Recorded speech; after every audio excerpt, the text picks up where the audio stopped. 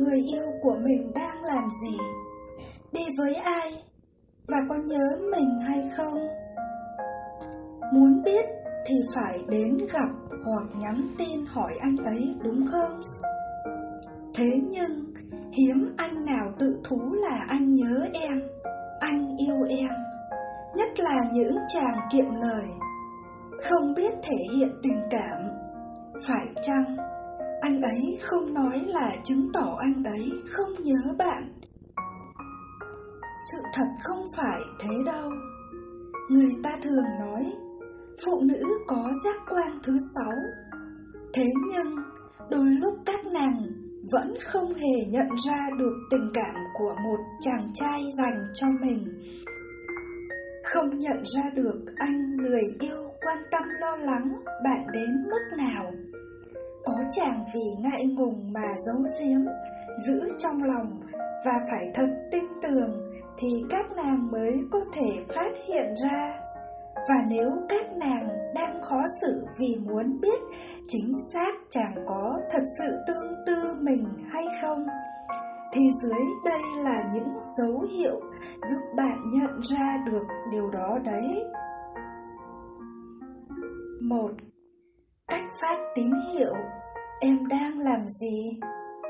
Câu này cũng tương tự như câu chào buổi sáng, chúc ngủ ngon hay ăn cơm chưa.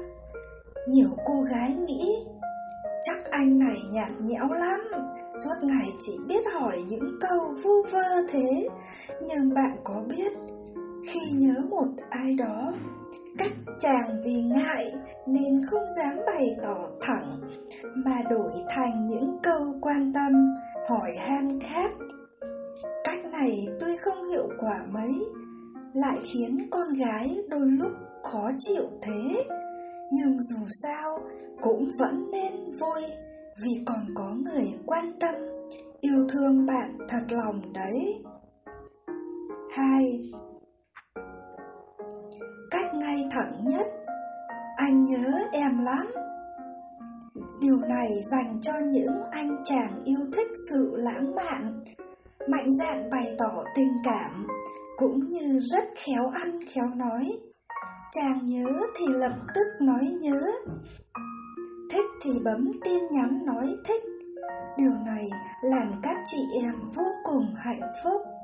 Còn gì tuyệt vời hơn khi nửa kia luôn dành cho mình những câu nói ngọt ngào, tình cảm như vậy, đúng không? 3. Tăng sự chú ý bằng thu hồi tin nhắn. Thu hồi tin nhắn kiểu gì cũng khiến người ta tò mò. Những chàng lắm mưu nhiều kế thường thích dùng cách này để nhận được sự chú ý của đối phương. Đánh cược thử xem con gái có chủ động tìm tới mình hay không. Thế nên nếu bạn cũng có tình cảm với chàng thì nên đáp lại ngay nhé. Kiểu vừa nhắn gì đấy, nói thích tôi phải không? Thấy hết rồi, cơ hội ngàn năm có một cho bạn đấy. Đăng một vài lời vu vơ hay một bài hát tâm trạng nào đấy. Không ít kẻ yêu đương đều thích làm chuyện này. Khi nhớ một ai đó, chàng sẽ đăng một câu vu vơ, một bài hát đúng tâm trạng.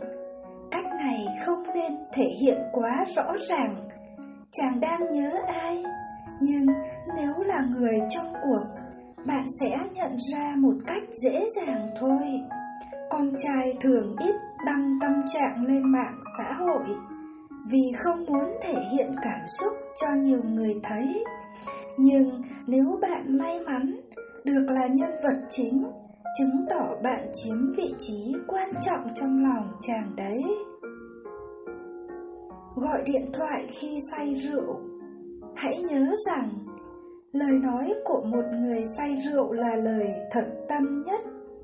Nếu anh ấy nhắn tin hay gọi cho bạn và nói rằng anh nhớ em, anh yêu em, khi đang say yêu, thì có lẽ anh ấy đang nói thật, chính là kiểu mượn rượu tỏ tình đấy.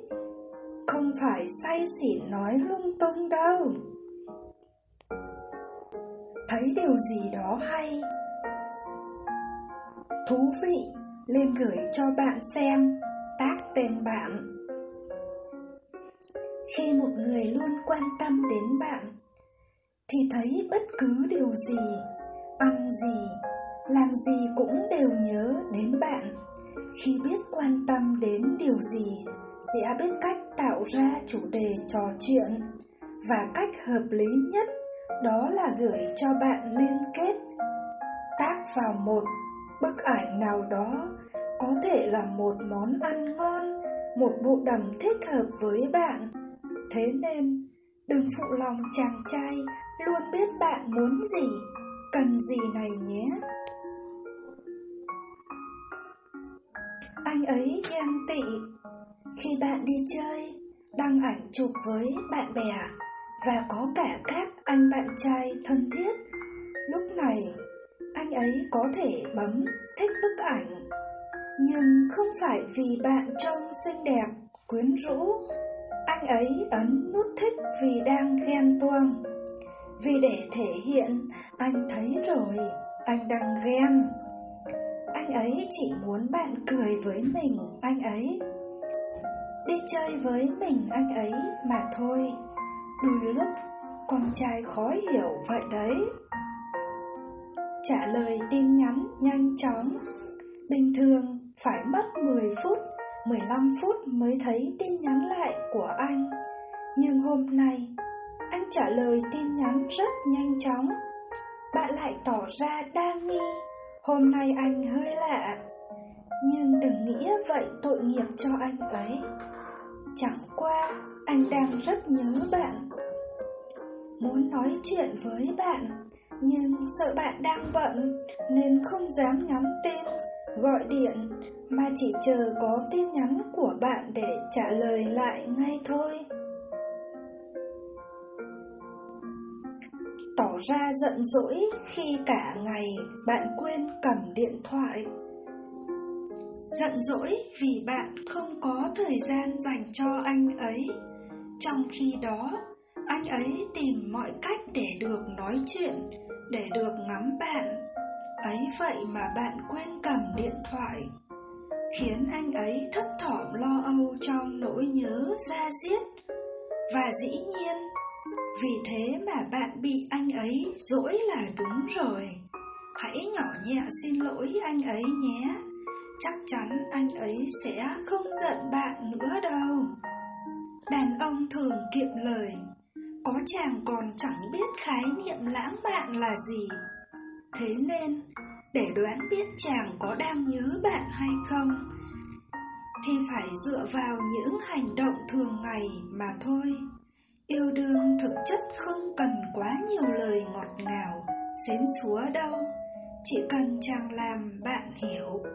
Điều này không những giúp tình yêu của bạn thêm bền chặt hơn, mà còn biết được vị trí của bạn ở đâu trong lòng của chàng đấy.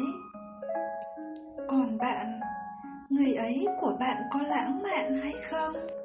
Và chàng thường thể hiện tình yêu với bạn bằng cách nào?